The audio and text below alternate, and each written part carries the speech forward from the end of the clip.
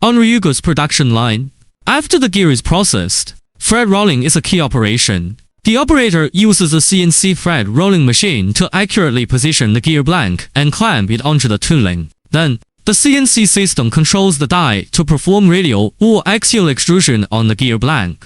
The metal on the surface of the blank is displaced and deformed according to the shape of the rolling wheel teeth, directly forming threads that match the mold's tooth profile. Threads processed in this way have a high surface finish, and due to the integrity of the metal flow, their mechanical strength is superior to that of cut threads. Workers precisely control the force and stroke to ensure the gear's working tooth surface is not damaged. After thread rolling, the gear mesh operates more smoothly, effectively reducing noise, avoiding stress concentration, and enhancing the durability and reliability of the entire transmission system.